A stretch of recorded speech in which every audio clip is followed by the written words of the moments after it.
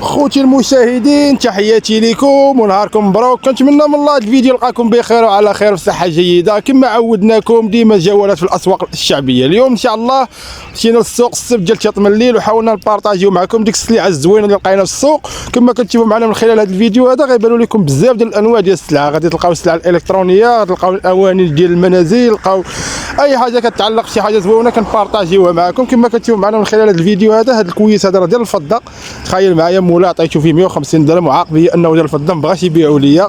كما كتشوفوا معايا هذه الكرتونه هذه لقيت فيها الاتات تبارك الله شي حاجه زوينه. هذه الصناديق ديال النحاس ديال المجوهرات فيها بزاف ديال الحويجات زوينين، ولكن انا عجبني داك الكويس ديال الفضه.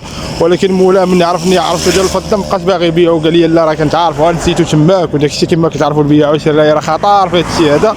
كما كتشوفوا معايا من خلال هذا الفيديو هذا كاين شي ديكورات ديال النحاس اللي زوينين بالنسبه للناس اللي كتقلب على هادشي ديال الاتات ديال المنازل وداك الشيء ديال الديكورات. هذا الصف ديال تيطمليل بصراحه راه السوق زوين وفيه ما يدار وفيه بزاف ديال الانواع ديال السلع. بنادم اي حاجه كيقلب عليها غيقدر يلقاها في داك السوق، لانه سوق كبير وكتجي ليه السلع المستورده من الخارج بزاف وكيجيو ليه حتى ديك الناس بزاف. يعني اللي بغى يبيع ويشري وبغى يدبر على راسو يطلع للسوق. اصلا اللي كيدير شي تجاره يطلع للسوق يفرش ورزاق الله. المهم السوق السبت ديال تيطمليل كنصح فيه بنادم انه يطلع عليه ويخدم فيه، لانه مروج وفيه الناس بزاف وتبارك الله فيه التجاره.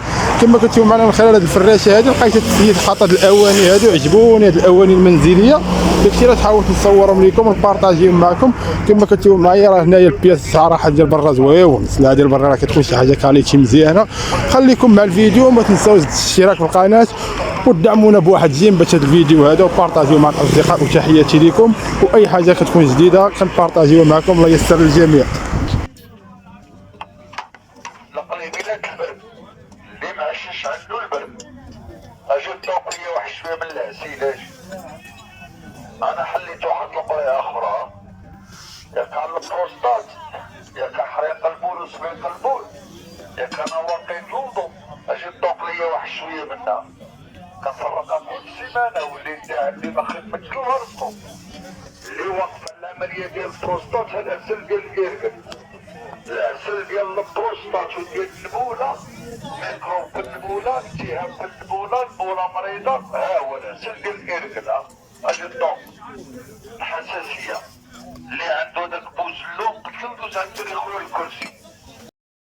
الزيت ديال الكركب اللي دا عندي الزيت ديال الكركب وما خدمش الورقه. شكون اللي عنده البواسير داخلين ولا خارجين ولا اجنبيين؟ والباسل يقول يعطيني الزيت ديال الطاقه ديال الشعر وتفكرني وانا مع الصوم. اللي عنده البواسير داخلين ولا خارجين يقول يعطيني الزيت ديال الطاقه ديال الشعر والصوم على خوه. هكا سيدي بسم الله.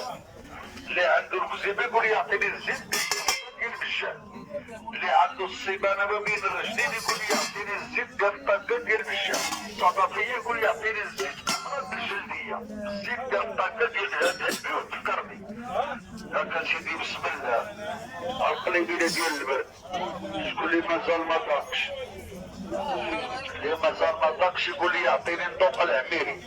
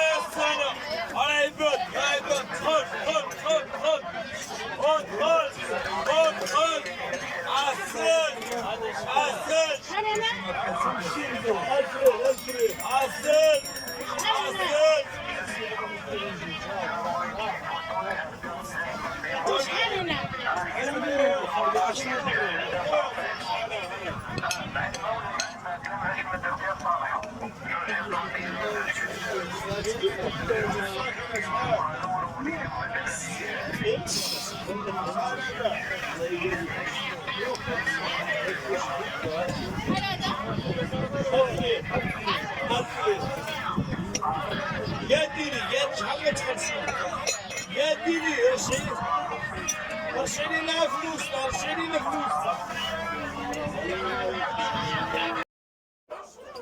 اللي معشش عنده البرد 200 وربع صدر. واللي يحرقوا البول ويسقوا درهم البول، نقول 1000 ريال. واللي كاين 4 نوضات في الليل، واللي ما كيشربش الوضوء، واللي يعطيني القريبينات ديال البرد. اللي عنده البرد القديم واللي عنده الشبر، هالقليبينة ديال البردة هاك طوق عليا طوق. انا قريب لساني، كله الثمن ديالها. انا قريب الكلمة القليبيلات، انا جناح السلامة والمولى.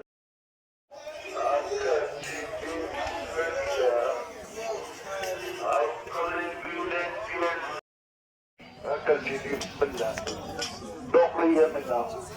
ياك حريق البول وصفيق البول، ياك انا وقيت الوضوء كتلوض 4 نوضات في الليل، وقت العملية على البروستات